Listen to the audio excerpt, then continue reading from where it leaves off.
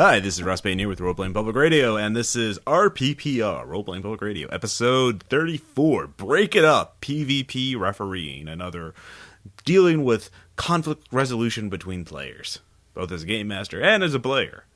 Hi, I'm Ross Payton. Yeah, I gotta tell you, Ross, I could have jumped in there, but I was just watching the contortions your face was making as those voices spilled forth from your mouth. Yes! Alright. It was like anatomy in motion. It was really inspiring. Okay, I don't know what it would inspire you to, but you'll find out. Okay, I'm glad I helped you, Tom. So thank you, Ross. We've been quite busy here at RPPR doing all kinds of stuff, so that's why the episode's a little late. But by now you've had your first chance to hear Tom in action, running his first ever game of Call of Cthulhu. I hope you that first one ever. Yes, poor Tom. I know, poor me. But I didn't do that well at all, I guess. Some people like that, but we got a big episode for you today. We we're going to be talking a lot about dealing with conflicts between players, how to manage them, and how to resolve them. And we've had a little experience in the massively neurotic groups we often throw together. Yeah, something like that. So anyway, we also have a couple of things I'd like to talk about first. First and foremost, I'd like to mention that we will have a new ransom project out by the time you listen to this, and this is, of course, another New World project. This is the Goblin Hulk, a multi-purpose dungeon module. So. It's like the Titanic with goblins. Yes, and they're evil, scheming little bastards. And it's not a ship of dreams, it's a ramshackle metal hulk of nightmares. Yes. What the idea behind it is to serve three purposes. One, as a alternate starting town for level 1 characters. If you're evil or selfish, you can hang out in the barter town on the top deck of the ship. Because you'll never find a more wretched hive of scum and villainy. Ah! So, second part is a level 6 adventure to escape or rescue someone out of the Hulk. That's more of a stealth-based mission where you have to break in or escape and get out. What, stealth? Not fight everyone there? Well, there will be fights, but it's geared for level 6 characters. And finally, for level 12 characters, there's the badass Destroy the Hulk. So it's a little... Hell yeah. Yeah. So we'll have new monsters, new monster templates, maps, all kinds of great stuff. So you love maps. And for those of you who contribute, there will be a couple new options for you. One, you can name an NPC, subject to veto, by me, of course, something appropriate for fantasy games. So if you have a villain or NPC you'd like, or a PC that you'd like to be memorialized. And please, Scrotum Sniffer, we don't need that. Yeah. Please. If you give me the Goblin equivalent of Scrotum Sniffer, maybe I can fit that in there. Or the Klingon equivalent there. But another thing is I'm going to set up a password-protected directory and throw up a couple extra new to you actual plays. They're recorded months ago. Yeah, recorded months ago, but these all actual plays will be released for free eventually, but these will be released early to those who pay into the ransoms. You will be among the privileged few. Yes, so a couple incentives there, and then of course you can be memorialized in the Goblin Hulk project. We'll have some previews and all kinds of stuff, so keep checking that out. And because we're going to Gen Con, we're going to be having some expenses tearing there. That shit up. Yes. I'll actually be staying in the most expensive hotel in the city. Yes. And not by choice, actually. I didn't realize that was what I was choosing. Well, it's an awesome hotel, Tom. Yeah, so I'll be living large while I'm there. There you go. You'll have your big pimp cane out and big, 10-pound gold medallion around you. I'm an fur coat. I'm an overweight white guy. That's just not going to happen. Tom, it's all about how you carry yourself. I'm telling you. I don't carry myself in the pimp way very much. I know. You got to change, and the outfit will help, Tom. If there's one thing I've learned from playing Saints Row 2, it's that it's all about how you carry. Right. Well, how can I argue with that? Exactly. Logic? So, of course, many of my games have sold out, including Delta Green Night Shift, and some of the Monsters and Other Childish Thing games. They've stopped pre-registration, but if you show up there to any of the games that are not sold out, or if somebody who did buy the ticket there does not show up. If you have generic tickets, it's $4. I think that's 2 generic tickets. I think that's how that works out. You can play. I'm not going to turn people away. I'll accept up to 5 or 6 players per game. I haven't really figured that out yet. Probably 6, I guess. Well, no, 5. I don't know. I'm confused. Yeah, obviously you are. I'll be a great game master for Gen Con. If you realize where you are. hopefully I because I think the first day you'll be all right. Get around Saturday, you're going to be confused as to who you are and what you're doing. Exactly. You know, we might even have some prizes for people who are the best role players for these Gen Con scenarios. If you remember, once again. If I remember, yeah. Once again, you're gonna have to take some time out for sleep eventually. Oh man, that's a bummer. It is. What else? The Indie nominations come out July 16th. So hopefully, cross your fingers. Hopefully, RPPR gets to be in the final 5 or 6 or however many. It's an honor to just be nominated. Exactly, because those are the judges and those are the highfalutin, awesome guys, I guess. So, which we respect deeply. If they pick us, otherwise they're crooked and otherwise they're just horrible. Exactly. So then they're dead to us. They are. They will be. But if we're nominated, they're the best. We will swear revenge and destroy them with the fiery vengeance of rain. Vengeance. Or if they nominate us, hey, we're best friends. Exactly. So that's I think that's kind of takes care of the news bit, except for our newest reoccurring segment, which I'd like to talk about right now. You're doing it now? Well, when did we do the last episode? We did it later in the episode. Okay, well, I'm just... You're about to break the flow here, man. I know. Well, I just want to hint to tantalize you that I made another World of Cinnabar character. His name is Tetsuo, and he's a ninja. Tetsuo! Exactly, and he's a wereman ninja.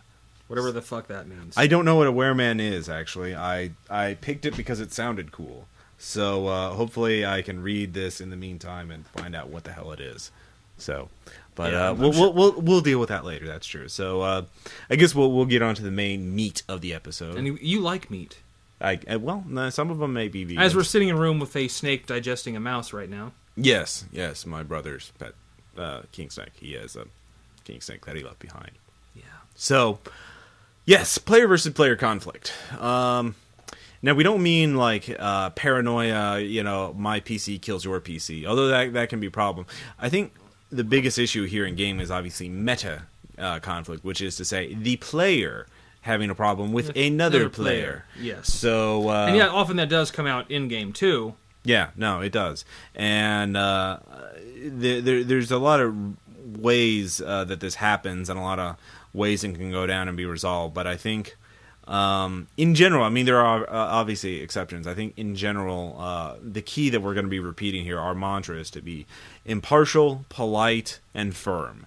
So impartial because favoritism doesn't solve anything. Polite because you don't want to sink to their level. And firm because, you don't want to be a little pushover. And we've known people of all three. Yeah, it's like being a bouncer. If anything, Patrick Swayze's told... It's like, be nice. Be nice. If he insults your mother, be nice. And there will become a time when not to be nice. And I will let you know. Because I'm the cooler. And pain don't hurt. So, yes. But we started talking about it, and we're going to just break down these metagaming conflicts into 3 categories. Minor, moderate, major. And we're separating them by how much they affect the game. So not you can't really judge how people feel about these things, but let's just go one by one. So right. Minor conflicts are ones that don't really interrupt the game, don't stop it, don't slow it down. Best thing to do is just go right on. Yeah, basically, examples like this are off-color jokes, weird comments, minor little dickery, things that, If this were true in our games, for anyone who's a listener know, then these would pop up basically every 20 seconds. Oh, well, not that often, but yeah. But this is the stuff this is also just hanging out as a group, too. Yeah. This kind of stuff. Yeah. For example, you were mentioning, like, Daniel's stuff in your games as resting control. So why don't you tell us a little bit about that, Tom? Well, in his case, he liked to be in control, and he had favorite players too. Mm-hmm. So he liked to dictate how. If you have an idea, he likes to dictate how it actually would work. Okay. Now, if you're one of his favorites, he'll just say, "That's awesome, great, yeah, we'll do that."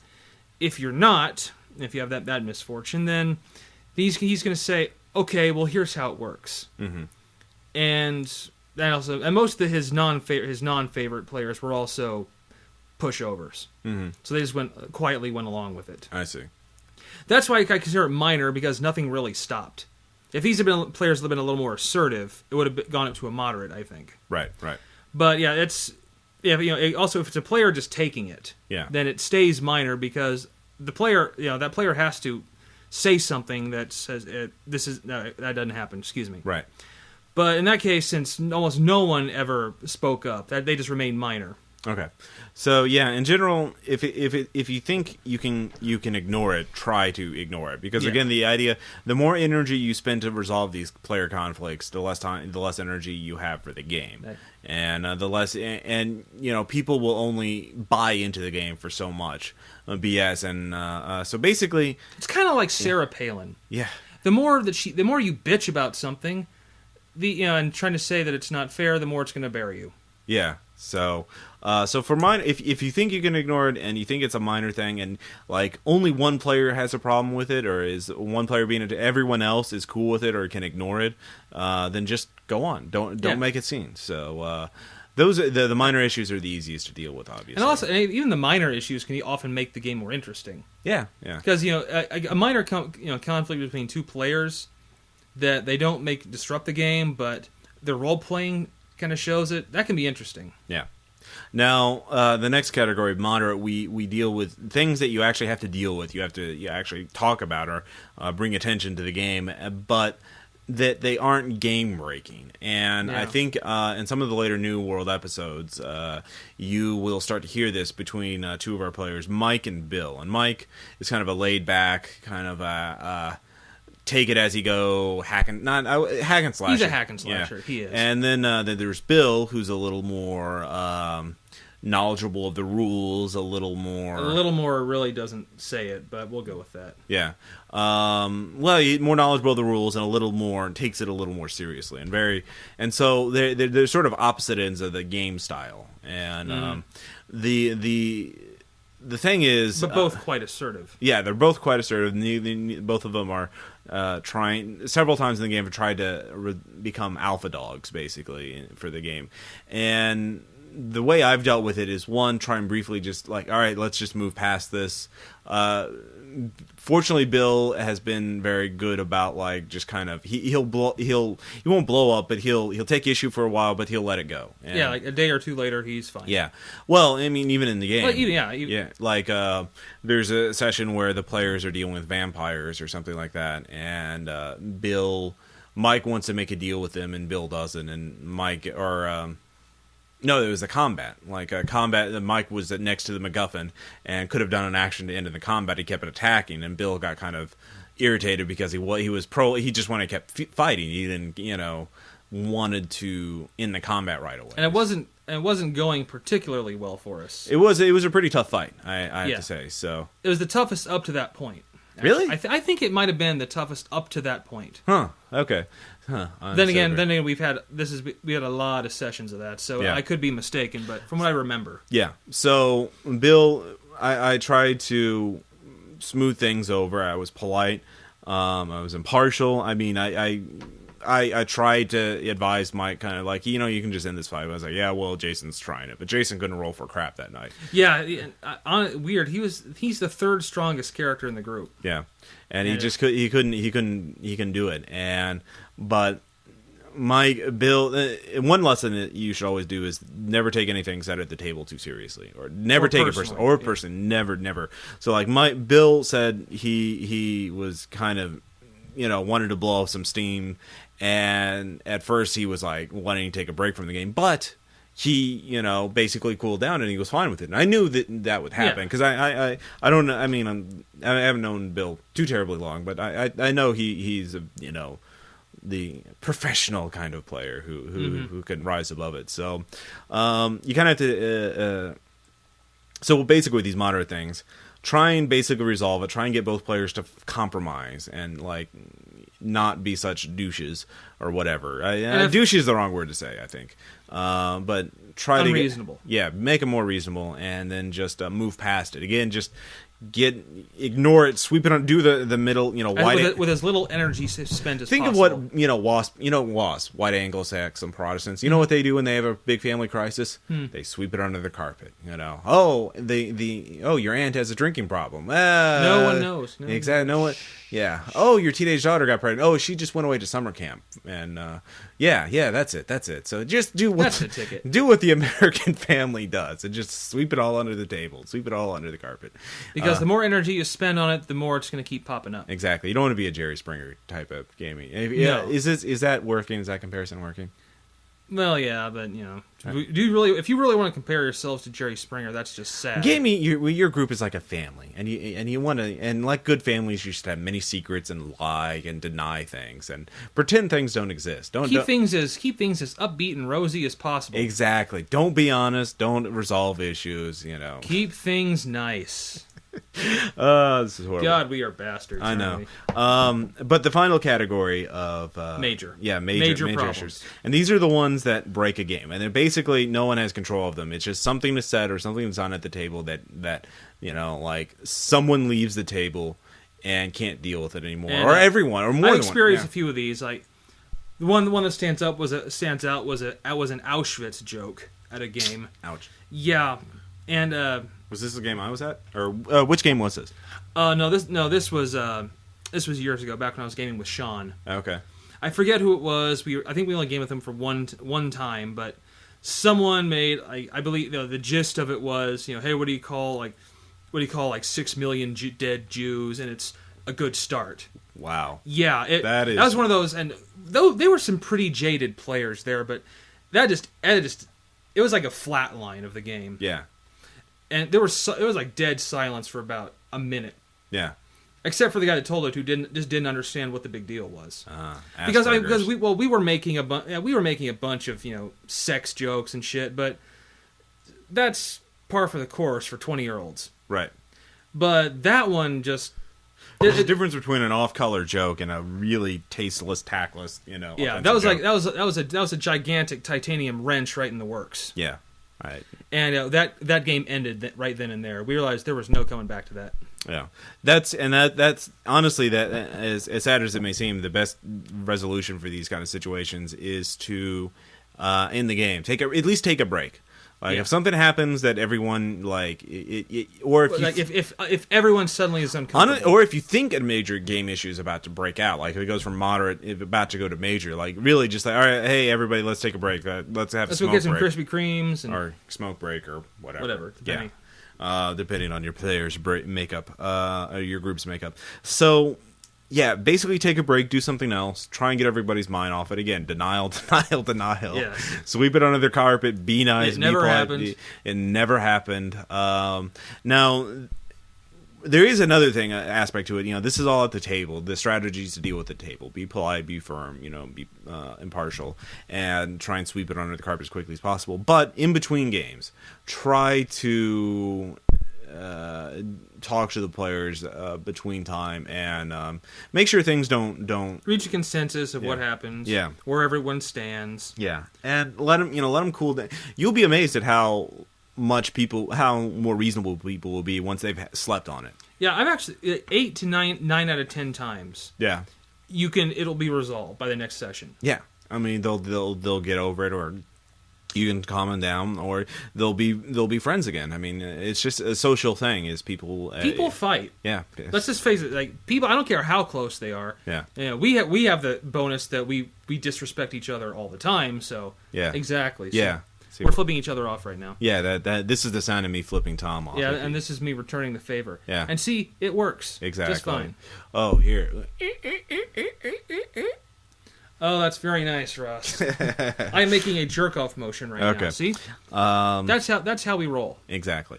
So, what we're going to But on the other hand, basically, if you keep having these issues, obviously, you need to change your group's makeup. Yeah.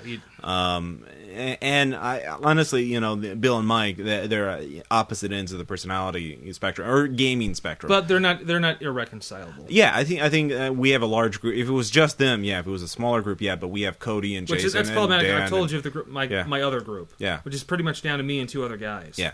So with that in mind, you even that last night we had a really great game session. Yes, we did. And there's no combat involved. No combat. It was a big party, and just to you guys know about Pontifex. Pontifex the Lich is now imitating Dan's character's uncle as a living. So he hosted a party for all the NPCs of the New World campaign. All the named NPCs. It was, as they say, like a big clip show. Yeah. Bringing all the NPCs we've had before. Yeah.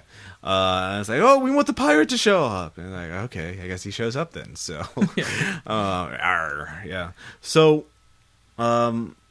and I don't think Bill and Mike will. I think we can keep them in the same group because I think Mike adds a lot to it. Because honestly, he was the one who came up with that shit-eating monster sales pitch. And dude, that's just brilliant. Exactly. So everyone adds to the table, and having a full group, even if there are personalities who kind of grate on each other, that they add a lot to the group. And we've also been in some games where the game has had to end. Yeah. Like your Mutants and Masterminds thing you ran. Yeah, with the Bear Swarm. And again, this is, I think the key lesson for this is don't to take personally. We try to get Mutants and Masterminds campaign based on the Venture Brothers. And everyone was sort of being a wannabe villain trying to get into the Guild of the Calamus Intent. And the first session went okay, and we recorded it. And the second session kind of ended about 45 minutes in, and it was sort of different. I think the major problem isn't even our personalities, is that they had different conceptions about what was acceptable and what was not acceptable. And I made a very they were assigned a superhero who was very strong, very powerful. He was Dr. McNinja from the webcomic, if you've heard of that.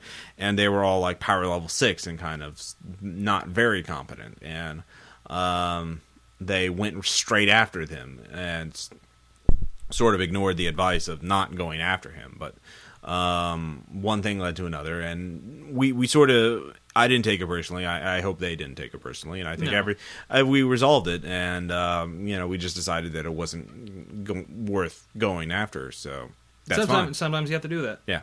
So this is sort of a little primer on how to deal with player-to-player conflicts, but I think in general it's just basic social etiquette. And for the most part, the group is rarely just irreconcilable. Yeah, rarely is it just unwinnable. Yeah, but be sure to recognize those moments. Yeah, and take an active lead. If you see this coming, even if you're another player who takes a leadership role in like settling this conflict, cutting it off at the head can really save a game. I try and do that. If I see that, I'll try and resolve things. Of course, I've noticed like whenever I play a game, I'm trying to help the GM. Like I'm trying to there's a plot. I'll go right for that, or it's like ooh, MacGuffin over here. Yeah, exactly. So although that's the times when I'm not trying to do some retarded practical joke or something like that. That's par for the course. Yeah. So not doing that, you may as well just not get involved in this gaming stuff. Exactly. Yeah, exactly.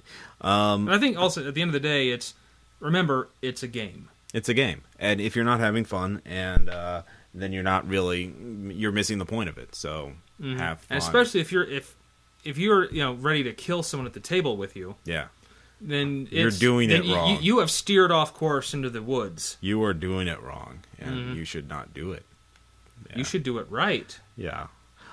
You could say it would be tearing you apart, and that's just wrong. It's tearing me apart, Ross. It is. We'll get into that a little bit. But first, Tom does not have a letter. He has a review. Well, not even a full-on review. Oh, the reason I don't have a letter is because I could tell you that I'm going to review this. No, been a lazy bastard and just didn't think the right one. Tom. I know. You're disappointing our listeners. I know. They love it when I spew most horrible, vile I'll crap. just talk in my radio announcer voice more. How's that, Tom? You're killing me, Ross. You're killing me. This is your punishment for not having a letter ready. I hope you like it. Fair enough. We'll be right. The thing I am reviewing in my own stupid, non-professional way is the animated movie of the Dream-Quest of Unknown Kadath.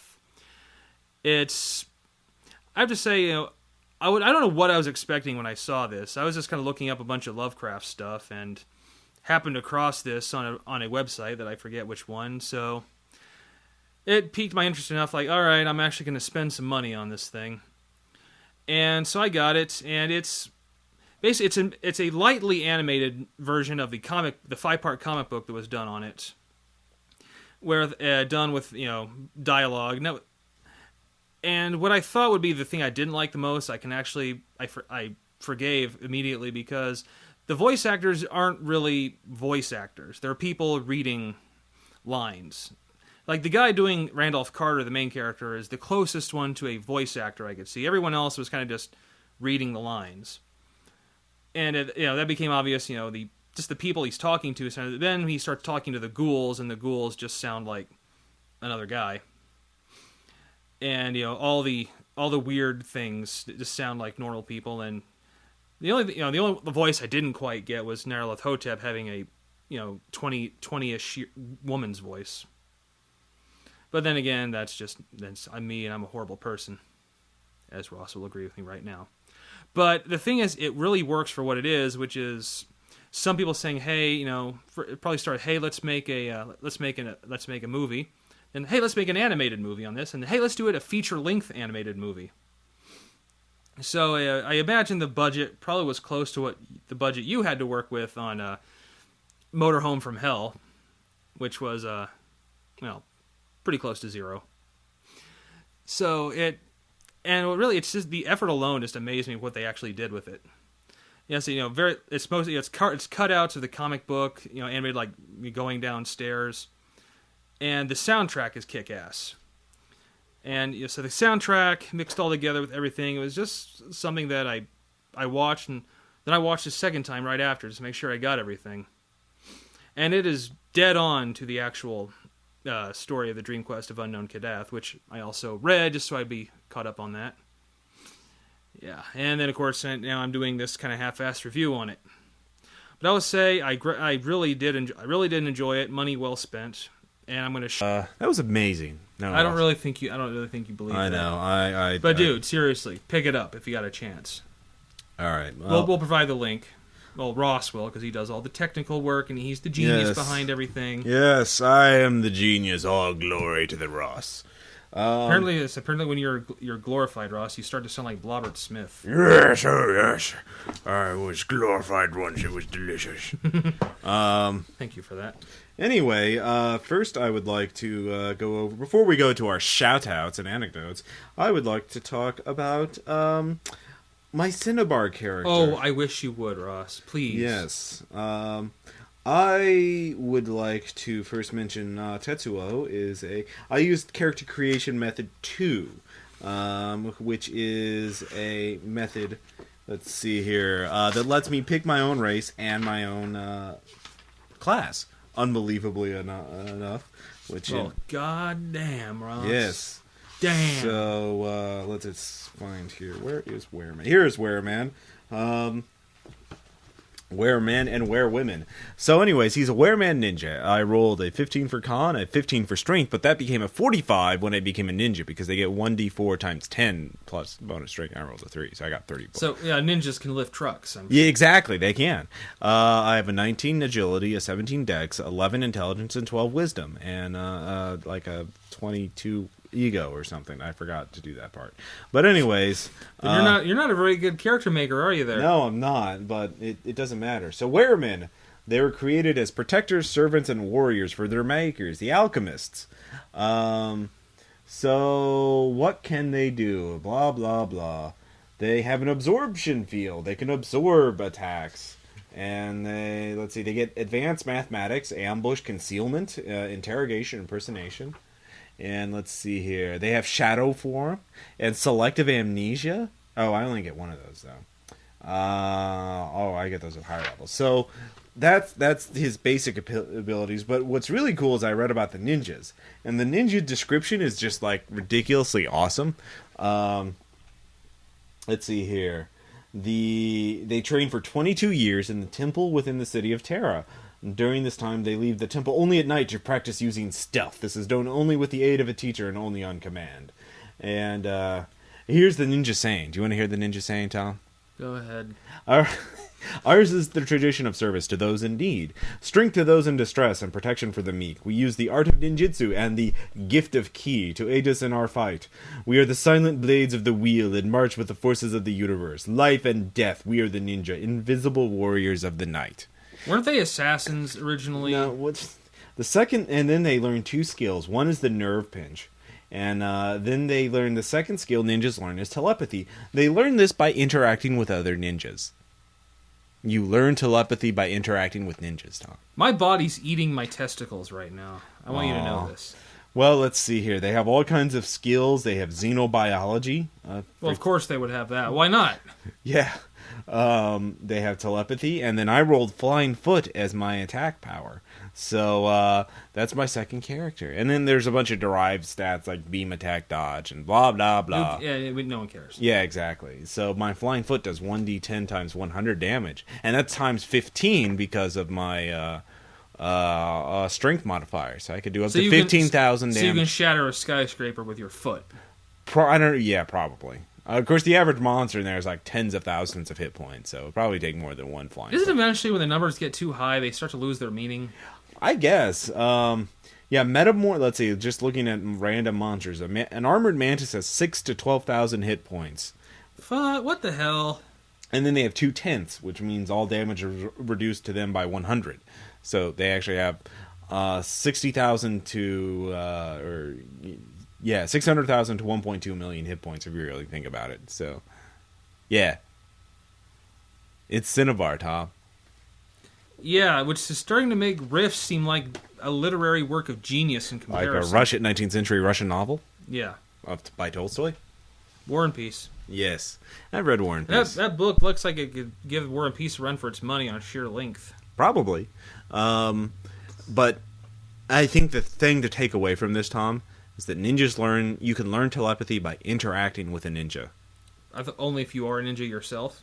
It doesn't say so. I would assume that non-ninjas could learn it. I don't see why it would only... Well, why would you not hang out with ninjas? Exactly. I want to learn telepathy. And you like ninjas? Yeah. It's a winning combination. So, the more you know, Tom. The more I know. So next time next episode I'll make you a cooler character. Oh, would you? Yes. I'll use one of the variant races. Oh, thank you, Ross.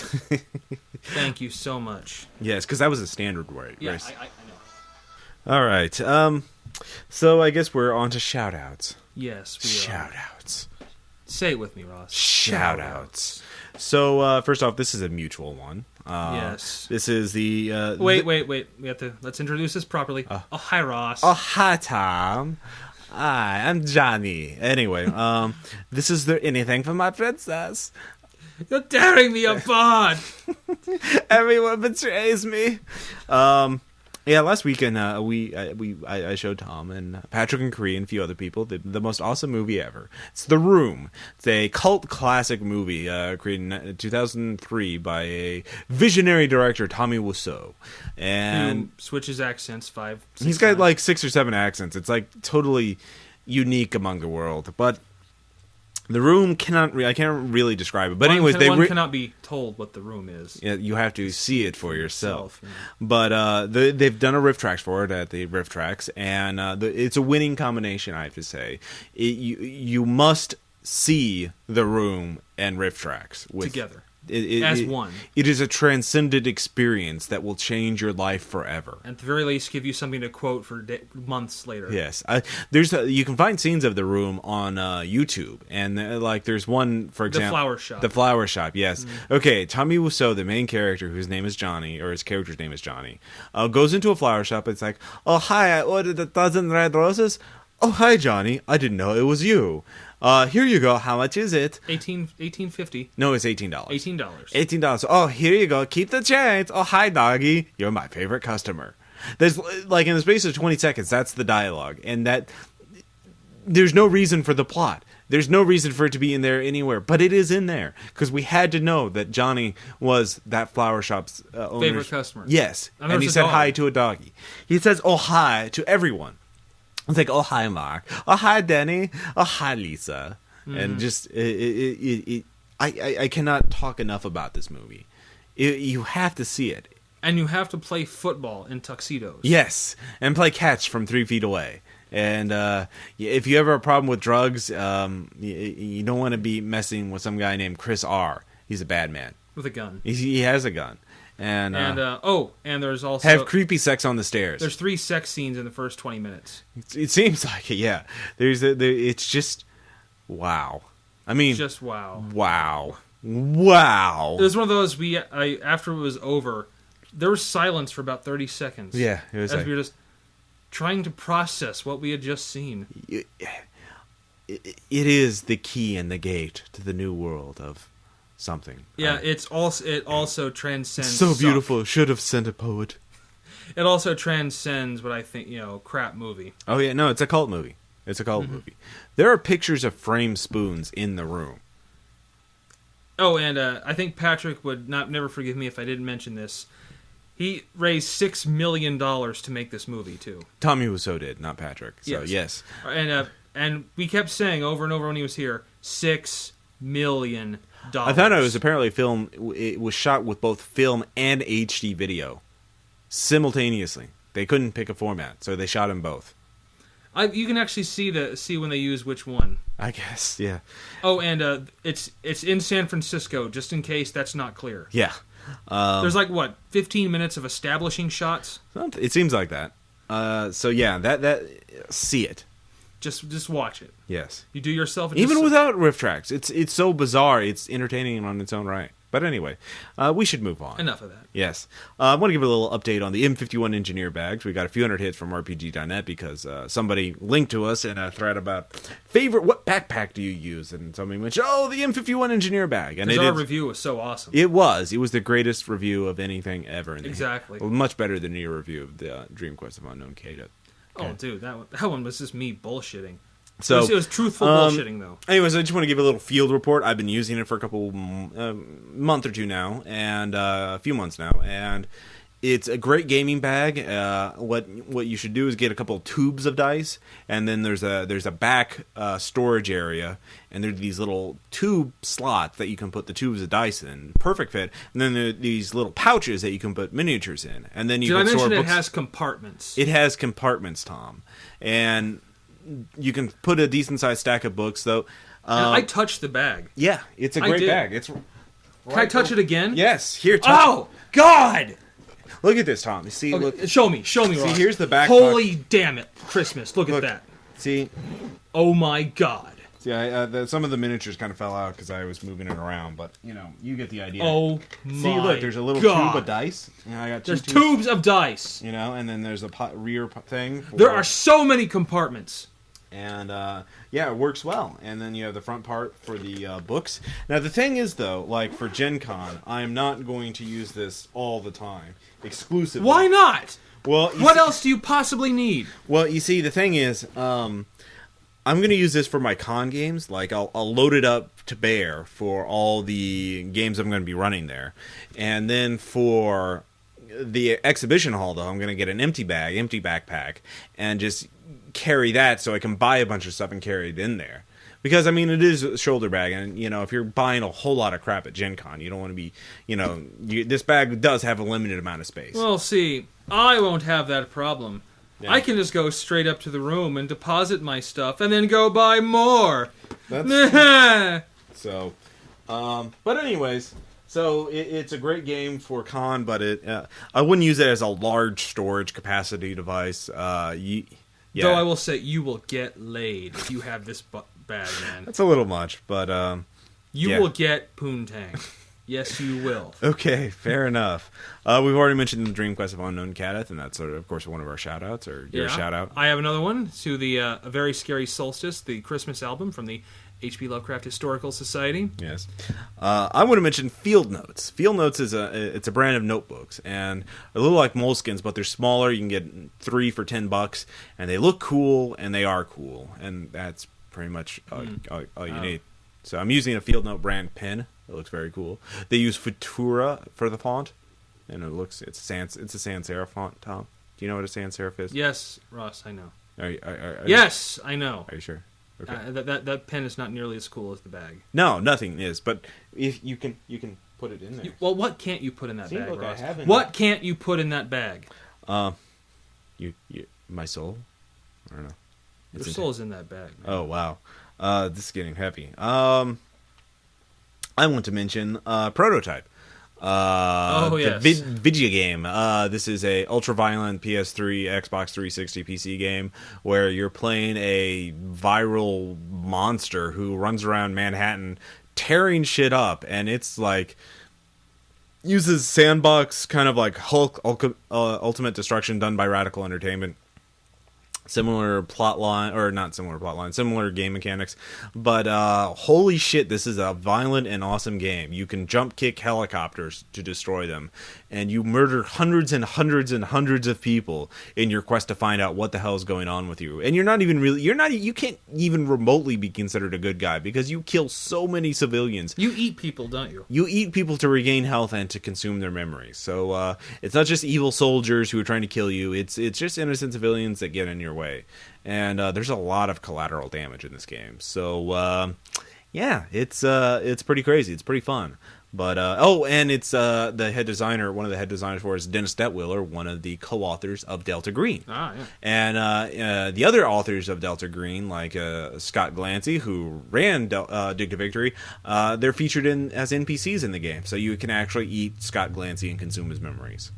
Who hasn't wanted to do that? Exactly. So I remember the first game I ever played with him. Like, this game is great, but I would love to eat his memories. Who hasn't wanted to become a viral super weapon that kills Exactly. thousands and thousands of Exactly. people? And That's what's under my Christmas stocking. a viral super weapon. Exactly. Okay.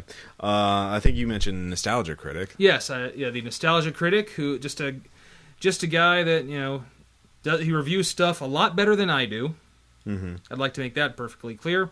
I first saw him when he was on YouTube and he was reviewing the trailer for Cloverfield. Mm-hmm. Thought it was funny as hell, so I thought I'd check him out. And he reviews a lot of older movies, not like 80s and on. Yeah. And they're really, really funny to listen to. Yeah. Like the Twister especially was really good. Yeah. I encourage you to check that one out. Okay. I'll check that out. I don't think you are. Yeah. I just don't care, do you? I don't care about anything, man. I'm hardcore. Whoa. Yeah. So I got two more. One is a review. Another review. We're just reviewing all kinds of things. A review of a review. This is a review for Transformers 2 Revenge of the Fallen. This is on io9.com, a new sci-fi kind of channel or website. Who's actually seen that movie? Yeah. I saw Transformers 2 solely because of this review. And this review makes a very persuasive case that Michael Bay made an art movie about the illusionary nature of plot. And it's such a brilliant review with such great phrases as Megan's fox nipples point like Irish setters, little Irish setters. And for her, banality is an aphrodisiac. And I mean, it's such a great review. I can't recommend it enough. Even if you never see Transformers 2, it's a great critique on the nature of the blockbuster, because the blockbuster makes a case that summer blockbuster movies, all of them, are about two things really: the male anxiety and the id. Male anxiety because the character's an every man kind of little loser, but he becomes a badass hero by the end of it, and how special and unique he is. Mm-hmm. And the id, we got to see shit blow up and hot chicks in tight clothing, basically. Bending over to fix special her. effects shots. Yeah, well, that's more of the explosions. But yeah, so it's a great review, and it's just I think the reviewer's name is like Charlie something, and it's a woman actually, but she's an editor at IO9, and it's like the most brilliant thing in the history of the universe. So really, I'm not kidding. More so than Cinnabar? Oh man, don't make me choose, Tom. Don't make me choose, Tom. It's tearing me apart. Success. I did not hit her. Finally, I would like to mention Twitch of the Deaf Nerve. This is by a sort of underground electronic industrial musician called Monkey Farm Frankenstein. And it's a 26-minute montage of dozens of different exploitation B horror movies compiled to make these sort of linked music videos with using footage and samples from them. And like, for example, one of the songs is called Fly Beats. And they mix hip-hop, lyric samples of hip-hop artists going, "I'm so fly," with footage of the 50s Fly movie? No, the 80s Fly movie. Wow, really? Jeff Goldblum, like, "I'm so fly." And it's just, like, it's like, what now, motherfucker? Juxtaposed with footage of the apocalypse and Mad Max and Italian horror knockoffs of Mad Max. And it's just so fucking brilliant and so fucking crazy. It's like a triumph of editing, deconstruction, and like shit blows up in hip hop.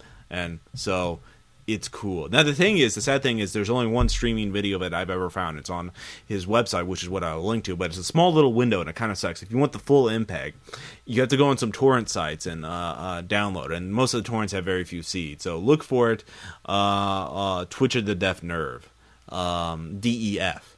But it's just, it's so great.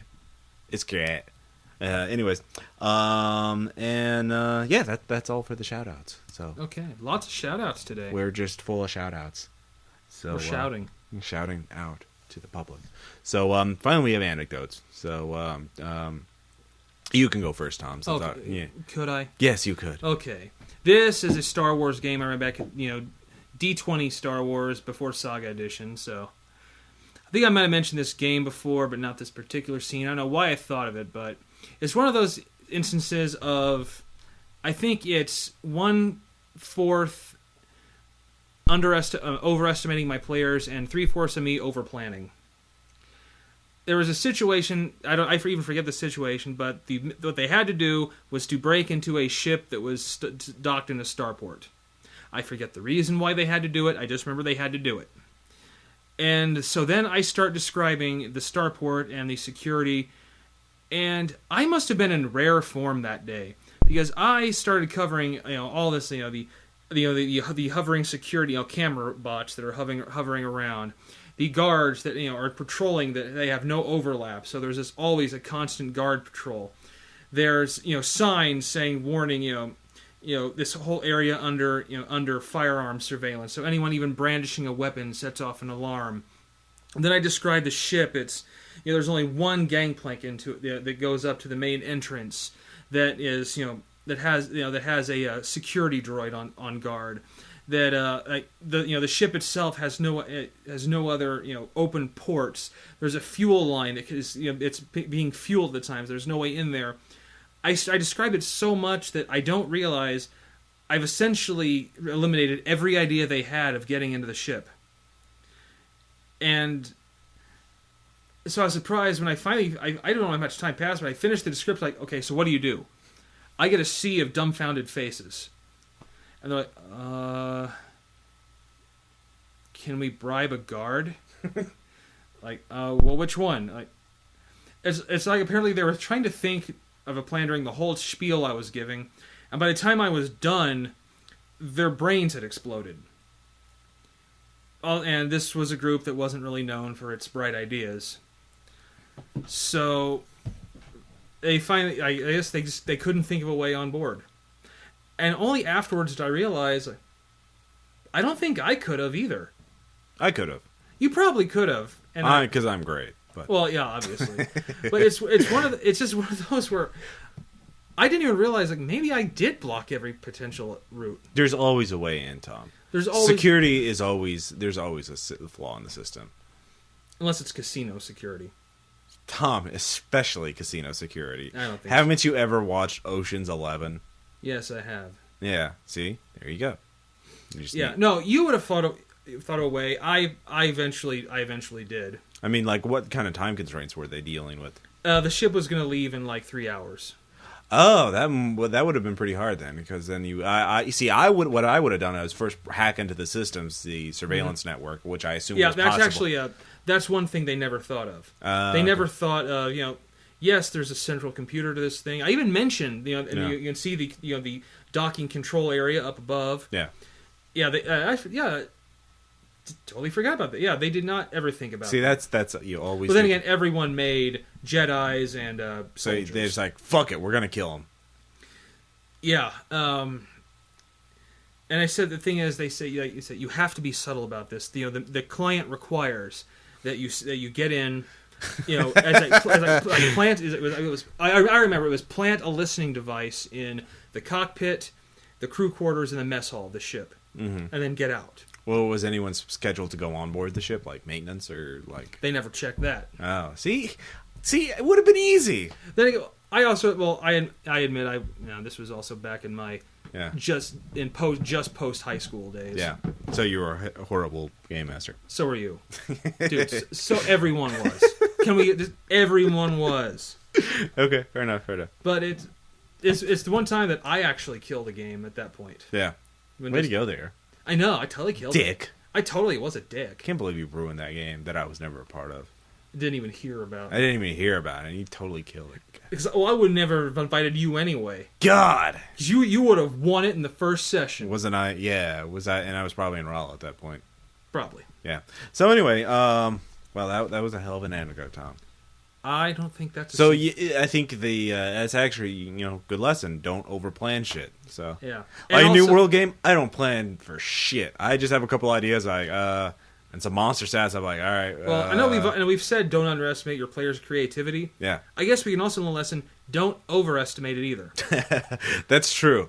Every time, that's actually true. In the New World game, like, all right, there's a big army attacking you. What is your strategy dealing with them? You can't just kill them all. There's more of them than you. You can't fight them in a straight one-on-one battle. You have to use tactics and strategy. Here's a book on the war tactics and war strategy. It's like, the first 19 pages. And here's Sun Tzu's Art of War. Yeah. Actually, remember I had the How to Make War, and here's the what you want to keep the initiative. Blah blah blah blah. Continuity. Like, can I make an insight check? Yeah, exactly. Here's a puzzle. You have to go down this hallway. I know. When our group hears puzzles, like, oh, son of a bitch. Yeah. Yeah. You guys aren't so good at that. Which is why you avoid it. I still throw them in there every once in a while.